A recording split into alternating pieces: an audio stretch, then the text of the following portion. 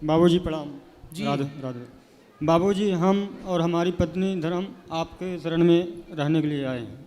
आपकी पत्नी और आप? हाँ जी। कौन है आपकी पत्नी? ये ज्योति सिंह। कब विवाह किया आपने? अभी सर यही दिवाली आएगा 2 साल हो जाएगा। अभी विवाह हुआ नहीं? दिवाली आएगा 2 साल हो जाएगा। अच्छा, 2 साल हो जाएगा। हाँ जी। तो यहाँ रहना चाहते हो, पति पत्नी हो, बढ़िया कमाओ खाओ ना? बाबूजी, मेरे साथ कुछ घटना हो गई थी। क्या घटना 14/6/2024 को मेरे माँ को जान से मार दिया गया था। हमको भी इसमें हमारे अंगूठे में प्लेट पड़ा है, हाथ में प्लेट पड़ा है, तो सर में चोटी आई आपको है। किसने मारा और आपकी माँ को किसने? मेरे पड़ोसी लोग ने, पड़ोसी ने? इनके बुआ के लड़के लोग। इनकी बुआ के लड़के? आपकी पत्नी के बुआ के लड़के? जी सर। तो क्यों, उसकी क्या दुश्मनी थी आपकी माँ से? ये कोई दुश्मनी नहीं था। ये था दुश्मनी कि हम लोग लव मैरिज शादी किए थे। Love marriage? इनके माता के कहने पे, इनके पिताजी के कहने, मतलब इनके घर वाले के राजी से। हाँ, इनके घर वाले की तरफ से मेरे ऊपर कोई केस, कोई बाजूद, कोई कुछ नहीं है सर। तो उनका लोग का कहना था कि तुम दोनों यहाँ पे न रहो, गांव छोड़ के भाग जाओ, नहीं तुमको जान से मार देंगे। इसीलिए विवाद हुआ था सर। कौन बोला ऐसा?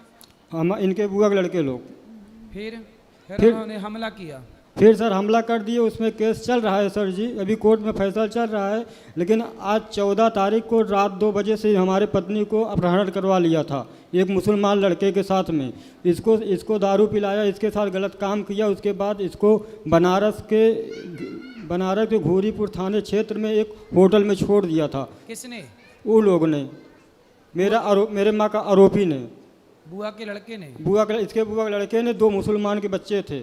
ये सब बता रही है, गुरुजी पूछ लीजिए। बात कराओ। क्या नाम है आपका? ज्योति सिंह। क्या हुआ?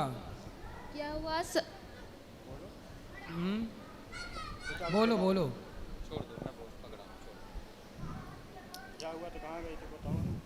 मेरे बुआ के लड़के थे सचेंद्र सिंह और एक मुसलमान थे। हम कल शाम को सोते थे 12 बजे लो। फिर 2-3 लोग आए थे ऑटो लेकर हमारे घर पे। फिर मेरे हस्बैंड दूर सोते थे, हम भी दूर सोते थे। आए, हमको भी पकड़ के ऑटो में बैठा कर ले गए। फिर इसके बाद जाने के बाद जब आपको ऑटो में बैठा के ले गए तो आप चिल्लाई नहीं? कोई सुना नहीं? नहीं, मुँह दाब के ले गए थे हमारे। मुंह दाब के? जी हाँ, सोते थे हम। आपके घर से ले गए? हाँ, हमारे घर और से। आपके पति को पता नहीं लगा? नहीं, ये दूर सो रहे थे। ये कहाँ सो रहे थे? ये दूर सो रहे थे, लंबा। बैटरी वाली गाड़ी से आए थे बाबूजी। हम बैटरी वाली गाड़ी से आए थे। हम लोग आपका चैनल देखते हैं डेली, आपको और वो बड़े भैया हैं। इनका अपहरण हुआ तब आप कहाँ थे? घर पे ही थे बाबूजी। तो घर से कोई अपहरण हो गया, आपको पता कैसे नहीं चला? तो बाबूजी घर पे अपहरण हो गए, बैटरी वाली गाड़ी। अब हम सो गए रात 12 बजे तक। वैसे आप चैनल देखते हैं, समाचार देखते हैं सर। बात करा। फिर अपहरण किया आपका, फिर क्या हुआ? फिर लेकर गए इलाहाबाद। फिर इलाहाबाद से यहाँ आए, एमपी लेकर आए हम। काय से लेते घुमाते रहे ये? हाँ। काय किस चीज़ से घूमते रहे? कौन सी गाड़ी से? और ट्रेन से गए थे।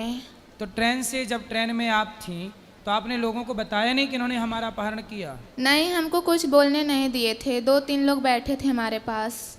तो बैठे थे तो बैठे रहने देते, आप चिल्लाते ना, लोग आपकी मदद करते?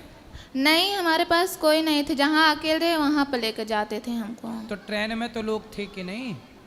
रेलवे स्टेशन में तो लोग रहे होंगे, आने में जाने में, ट्रेन में, वहाँ तो लोग थे, पब्लिक थी। अब जैसे यहाँ इतने लोग हैं, आप कुछ कहोगी तो सब लोग सुनेंगे। ऐसे ही जब ट्रेन में जब आपका अपहरण करके कोई ले गया तो ट्रेन में कोई किसी का मुंह कब तक दबाए रहेगा? नहीं, पास में बैठे थे, कुछ बोलने नहीं दिए थे। चलो ठीक है, फिर आगे?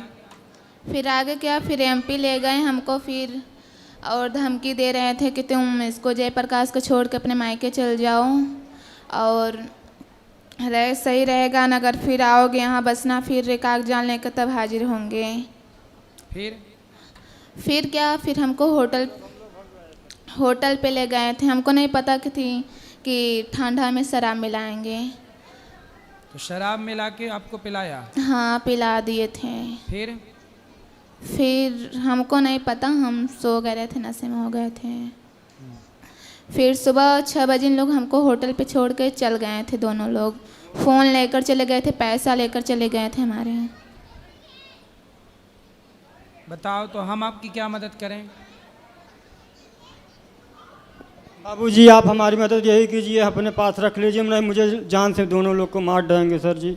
हम आज बाबूजी 6 महीने से परेशान, हम आपके पास आपके नंबर पे कई फ़ोन भी किए हैं सर बाबूजी आपके पास। और छोटे भैया वो क्या कहते हैं उनको, और एक जने बात किए थे मुझसे, पूजिया सिंह सेरनी थी यहाँ पे इंदिरावन तो कुंज।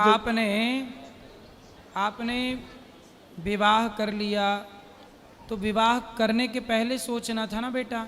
बाबूजी अब ऐसा था कि इनके पिताजी भी साधु हैं और इनकी माता जी कहने लगे कि भैया हमारे लड़की से आप शादी कर लो, हम लोग गरीब हैं, यही से हम लोग भी गरीब घर से थे, राजपूत हैं सर जी, हम लोग भी गरीब घर थे। तो वो लोग भी आए, अपने मम्मी को बताए, तो अपने मेरी मम्मी बोले ठीक तो है ये बेटा भी राजपूत है। हाँ बाबूजी।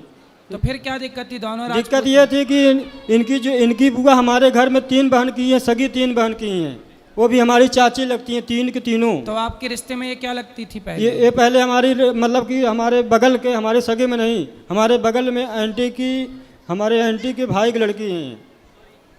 तो आपका कोई संबंध नहीं था पहले से? नहीं संबंध नहीं था, सिर्फ आना जाना था बस सर।